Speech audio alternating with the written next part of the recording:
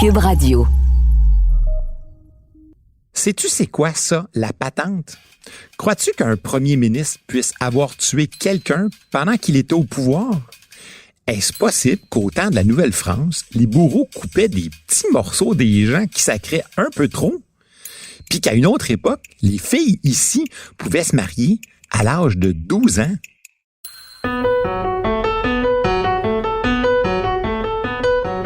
Tu sais, l'histoire, c'est pas comme la date de péremption des aliments dans ton frigo. Tu vas pas te transformer en monstre si t'en manges un peu. Puis bien souvent, tu te rends compte que ça peut être vraiment le fun. Ici Martin Landry, je suis professeur d'histoire. J'écoute le balado Passé date.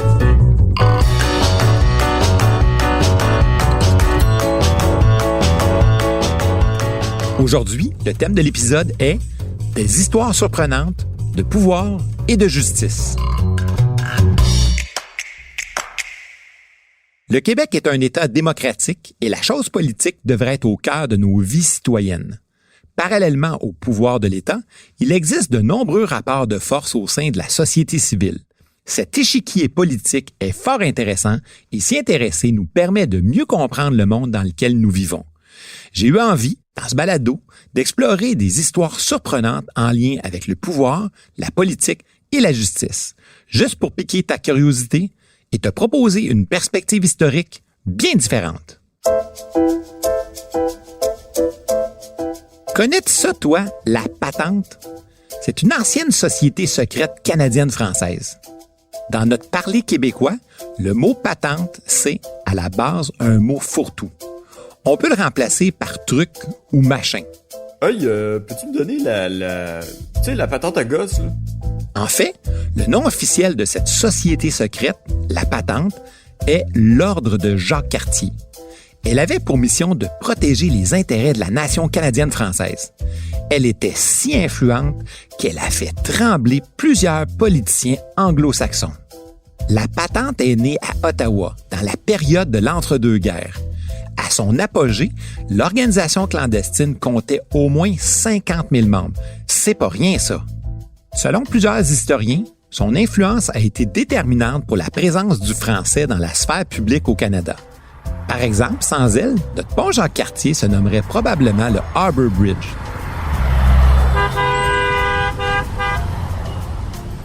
Nos billets de banque et nos timbres-poste ne seraient pas bilingues. Et surtout, le drapeau québécois n'arborerait probablement pas de fleurs de lys.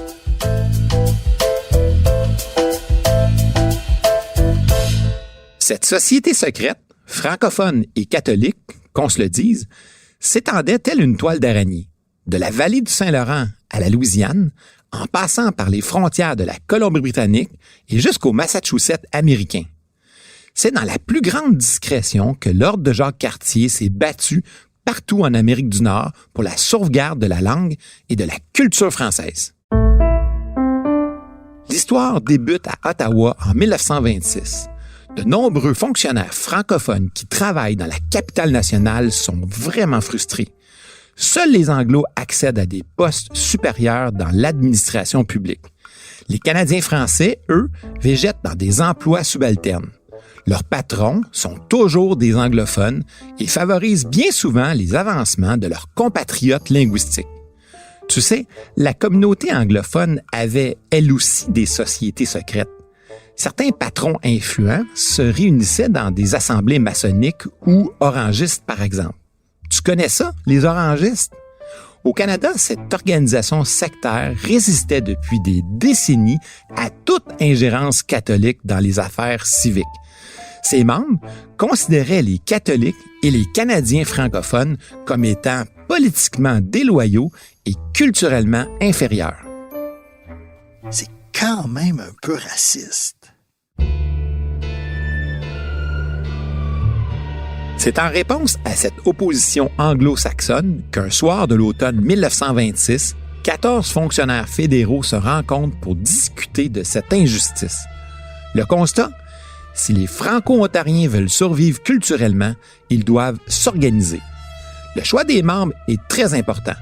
On recrute des nationalistes canadiens-français, mais surtout des gens discrets et de confiance. C'est tellement secret qu'il est même interdit à ses membres d'en parler à leurs propres femmes.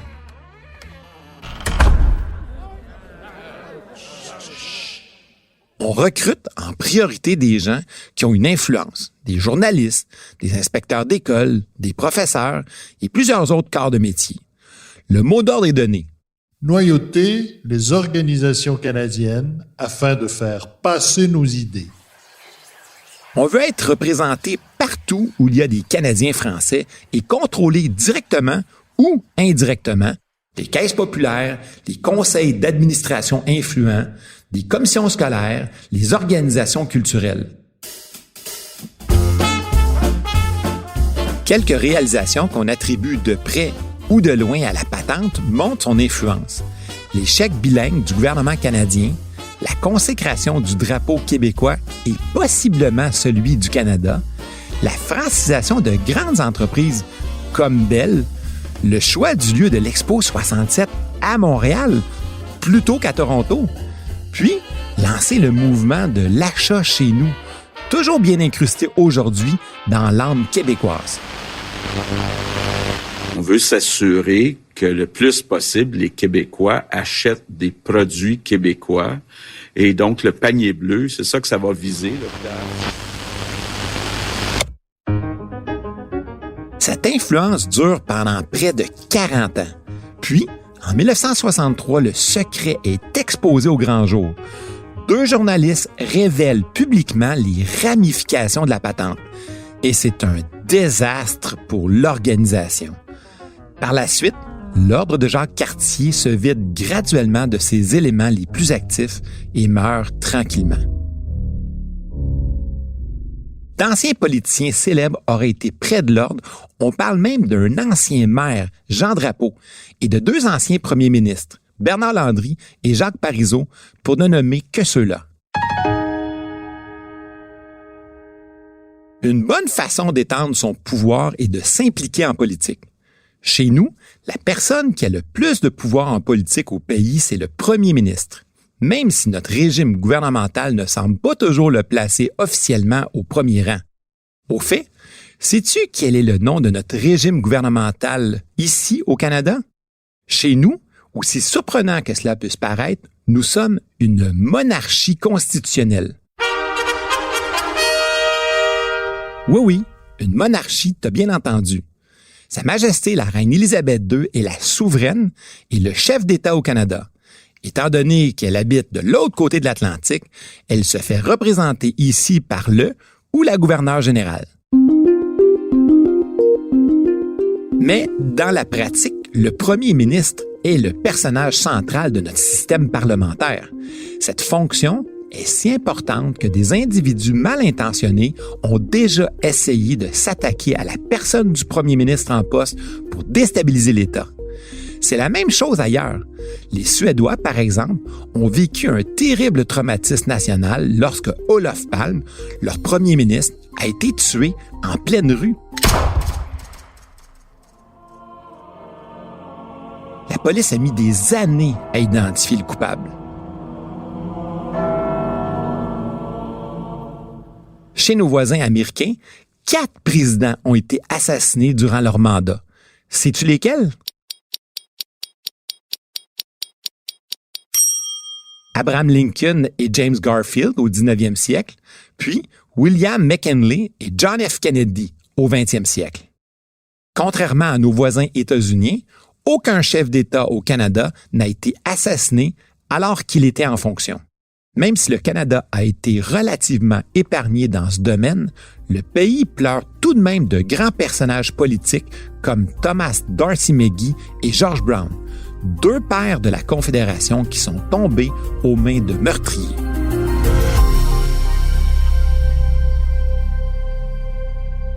Au Québec, on se souvient de l'assassinat du ministre Pierre Laporte qui perd la vie en plein cœur de la crise d'octobre de 1970 ou de la terrible attaque meurtrière du caporal Denis Lortie le 8 mai 1984.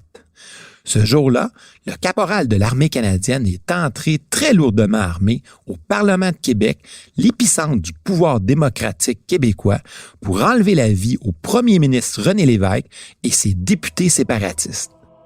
Même si l'évêque et ses confrères n'ont pas été touchés, la fusillade a quand même fait des victimes, 3 morts ainsi que 13 blessés.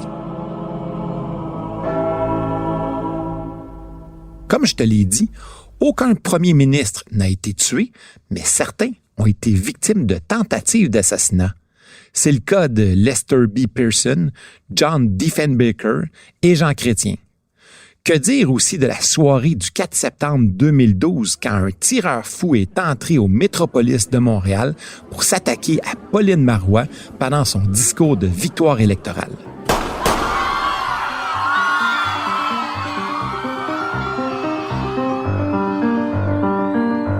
Une autre histoire qui a retenu mon attention, c'est celle du 26 février 1929 quand le premier ministre du Québec, Louis-Alexandre Taschereau, marche doucement vers son bureau après une longue soirée de réunion. En s'avançant dans l'antichambre, il pose le pied sur un obstacle. Un bâton de dynamite. Heureusement, la mèche allumée s'était éteinte avant l'arrivée de Taschereau.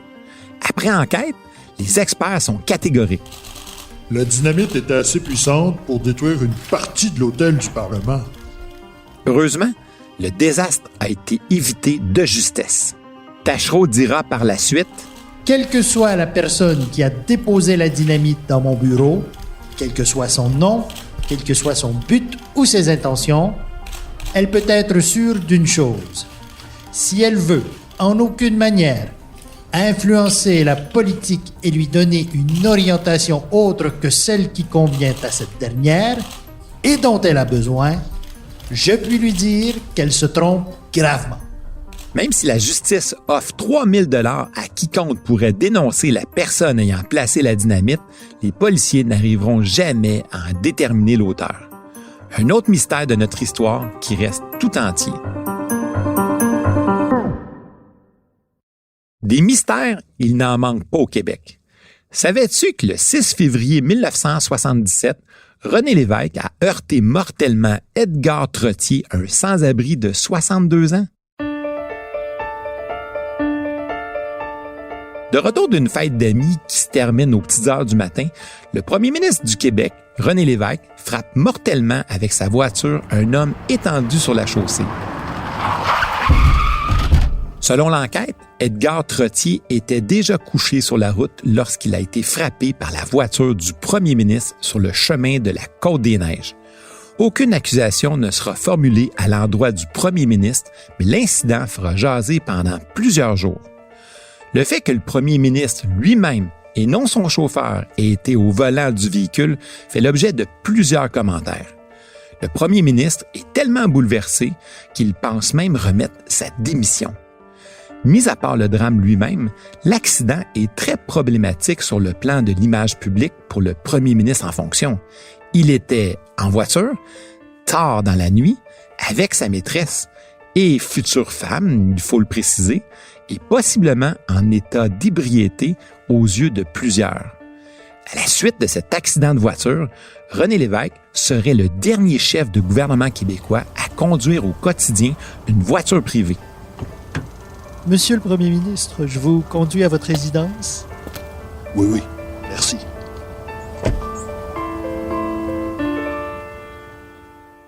Tu saisis donc le caractère étonnant du dénouement de cette histoire. Dans notre système juridique, si un crime est commis par un individu, même si c'est une personne qui occupe un poste de pouvoir au plan politique, la justice est indépendante du politique. Ainsi, un policier, un procureur de la couronne, un juge peut arrêter et punir un politicien influent, même un premier ministre en fonction. Tu comprends donc que notre système judiciaire est indépendant. Le patrimoine juridique du Canada se fonde sur 4 grands principes à retenir. Tu les connais? 1. La primauté du droit. 2. La liberté qui est prévue par la loi. 3. Les principes de la démocratie. Et 4. Le respect des autres. 4 grands principes fondamentaux. Tu sais que le système juridique québécois tire ses origines à la fois du système britannique, mais aussi du système français. À l'époque de la Nouvelle-France, la notion de droit était bien différente d'aujourd'hui.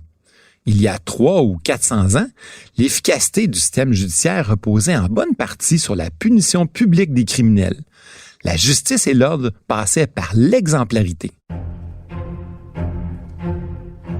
La justice s'inscrivait dans l'idée que tous les habitants devaient obéissance au roi et à ses règles.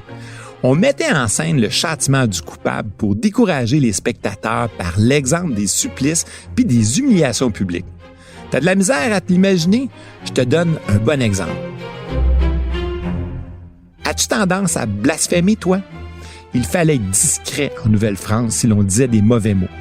Parce qu'à partir de 1666, tous les blasphémateurs qui étaient repris 7 fois à dire les mots sales avaient la lèvre supérieure coupée.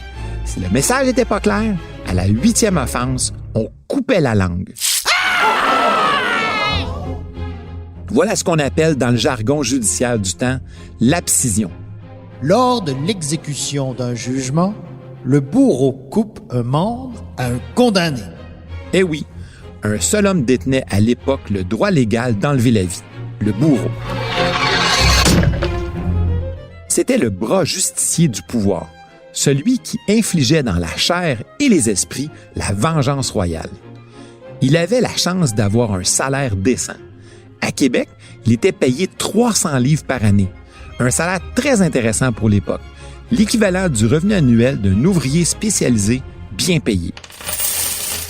Marginalisé socialement, le bourreau devait vivre à l'écart des autres dans une demeure fournie par l'État, éloignée du centre urbain. Ceux et celles qui font nos lois, les législateurs, ont le mandat de faire et de défaire des lois qui sont le reflet des valeurs de la société. Cette dernière change, elle évolue constamment et les lois qui cadrent les limites de nos actions doivent aussi s'adapter. Par exemple, savais-tu qu'en Nouvelle-France, l'âge de la majorité était de 25 ans? Puis, on l'a abaissé à 21 ans. Ça a été toute une révolution pour l'époque. Aujourd'hui, si la majorité est fixée à 18 ans, on parle de l'abaisser à 16 ans dans certaines sphères de la vie publique, comme le droit de voter. Imagine, dans un autre registre, c'est seulement en 1964 que le législateur va abolir le devoir d'obéissance de la femme à son mari. Tu sais que pour te marier aujourd'hui au Québec, tu dois avoir au moins 18 ans. Par contre, peu de gens le savent, mais si tu as 16 ou 17 ans et que tu désires te marier, tu peux demander au tribunal une autorisation. Mais il y a 50 ans, ça c'est pas si loin que ça, l'âge légal pour se marier était fixé à la fin de l'enfance. 12 ans pour les filles et 14 ans pour les garçons, avec le consentement des parents, bien entendu. Ce ne sont que quelques exemples de lois qui reflètent l'évolution de la société. Certaines passent sous le silence, d'autres soulèvent les passions. En 1967, quelques mois avant de devenir premier ministre, Pierre Elliott Trudeau déclare « Ce qui se fait en privé entre deux adultes, que ce soit un homme et une femme ou pas, ça les regarde, ça ne regarde pas la police. » Cette affirmation suscite les débats. Trudeau passe de la parole aux actes. En 1969, il décriminalise les actes homosexuels et une loi qui aurait été impossible à adopter 100 ans auparavant est votée. Cette loi, C-150, qui décriminalise l'homosexualité, a été un moment clé dans l'évolution des droits des personnes homosexuelles et des personnes LGBTQ au pays. À travers ces quelques histoires étonnantes, tu te rends bien compte que la société évolue et que les valeurs changent. C'est pourquoi les débats publics sont importants. L'implication citoyenne dans les différentes formes de pouvoir est indispensable pour s'assurer que le législateur respecte le rythme de l'évolution de nos valeurs collectives. Intéressons-nous à la perspective de l'histoire en politique comme point de départ de notre implication citoyenne, ne serait-ce que pour faire mentir ce bon vieux Voltaire qui disait « La politique est le moyen pour les hommes sans principe de diriger les hommes sans mémoire ».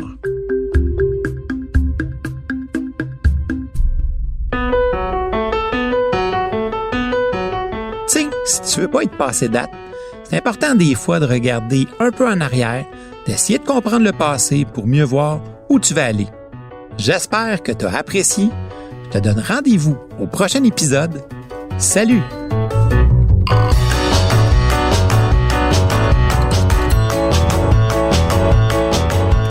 À l'animation, moi-même, Martin Landry.